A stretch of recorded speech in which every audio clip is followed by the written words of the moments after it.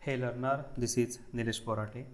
So in this video we will see the web related concept, that is the web browser, web servers, websites, web applications, types of websites, etc.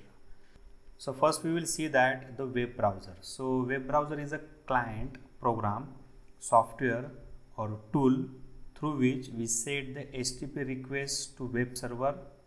It knows how to communicate with the server. The main purpose of web browser is to locate the content on the World Wide Web and display the web pages, images, audio and the video form. So best example is that the Internet Explorer, Google Chrome, Mozilla Firefox, etc. So all of these are the clients or the softwares or the tools.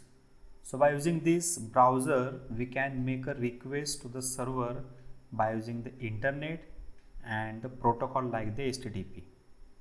So inside of this browser, we use the address bar to make a request to the server by using the www.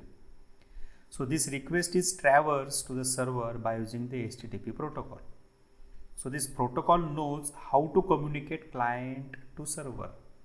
It accepts the request from client, transfer to the server, and server process the request and send back to the response to the client like this way.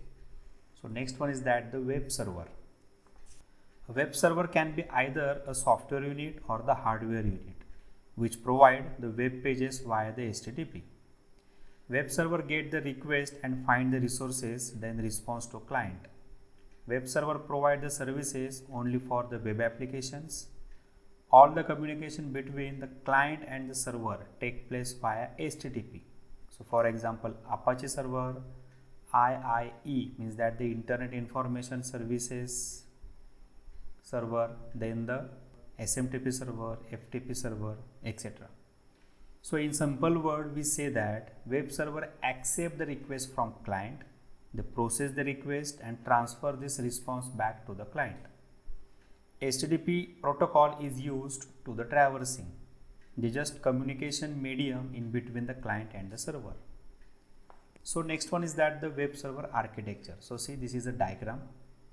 For example, this is a user or a client. So they open a browser and search the any website on URL. So on that time, user is called as a client or browser is called as a client because they enter the URL on a browser and hit it. Okay. When they hit enter means that they request to the server to opening this page or the anything like enter the username or password and they request to the server, please validate my account and open my home page. So they request to the web server. So this request goes through this HTTP protocol and this request is handled by using this web server. Now next work is that accept the client request to web server and search this request to his own resources. If this request is related to login means that related to the database, then web server validate that login by using the database server, means check this is the valid user or not. If it is, then send the home page as a response or send the error message as a response, that is invalid ID or the password. Again this response goes to this client by using the HTTP protocol. So sometimes client hit URL, that is enter invalid website name, for example any name xyzw.com. For example, this website is not available. If the client hit this website name as a URL, then request is going to this web server. So web server check on the available resources, but they're not found. So server give the error response, that is the 404 error page not found display message. So like this way, client and the server communicate with each other by using the HTTP protocol. So next one is that the web application or the web app. So it is a client server software application in which the client run in a web browser. So let's explore this. First we consider the standalone application. So what is standalone application? Means that these applications are run where they install. means they not interact to other server or system. This is installed on one machine and work only that machine. For example, your computer, Paint, Notepad, calculator, etc. So these applications are installed on your machine and you can use these only that machine. Similarly, you can install the external application, like you download the any setup on internet and double click and install. Then one shortcut is created on your desktop, then you can double click and run it. So this application software, that is a standalone. They install on local machine and run only that local machine. And the second type is that the web application, which are related to the web, means they run on browser. When you launch the any application or the any web, means they access the anywhere in the world. That is, it is worldwide accessible. So multiple client use your application, hit your application URL and use your application. So this is the difference in between standalone and the web application. So simple example is that the YouTube. So see here, worldwide any person hit the www.youtube.com, open this site and use it regularly. So it is a web application. So web application is only accessible to the web browser. By using PHP, we can create the web applications. So simple wordings, it says that standalone application only run on local machine and the web application run on worldwide. So next one is that the website. So website is a collection of related web pages that may contains the text, images, audio, video. A website can consist of one page or 1,000 of pages depending on what the site owner is trying to accomplish. So as a developer, we can create a web pages, not a website.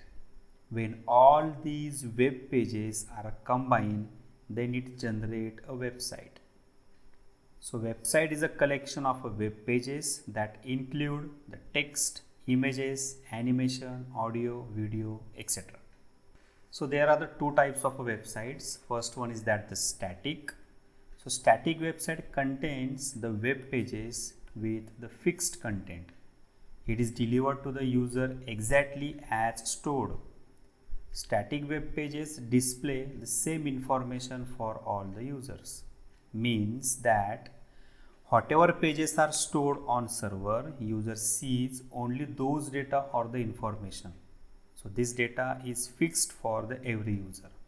For example, many websites have only home, about us, services, contact us page. So there is no login option. So this type of a website only shows the information about a particular business or a firm. So all the content on that site is a fixed and this information is common to all. So they just deliver the content to the client or the users. So user not interact to this site, means not log in to this site, not fill any registration form or uploading some data. So that's why this data is a fix, which is only displayed to the user. So the site is not interacting, means that the site is a static. So like blogging type of websites, so these are the best example of a static websites. So next one is that the second, dynamic. Dynamic website can contain the web pages which are the user friendly. User may interact with those pages. For many websites like Facebook, first log in into this site by using the username and password, and if it is a new user, then enter all the details like the first name, last name, email ID, etc. After login, you can see your home page. So this home page content or the data is different for the different users. For every user, there is a different email ID and password to log in this page. So this type of a site is called as a dynamic. In simple word, we say that dynamic website uses the database, means that they store some information to the tables. and every time they retrieve data to database and validate the user or store some new data into the database. So this type of users are the interacting to the site. So this is called as a dynamic websites. So by using PHP, we can develop your dynamic website like a web application. So on next video, we will see that how PHP work. So till if you have any queries, then comment on our query in comment box. Like and subscribe the channel. See you on next video. Thank you.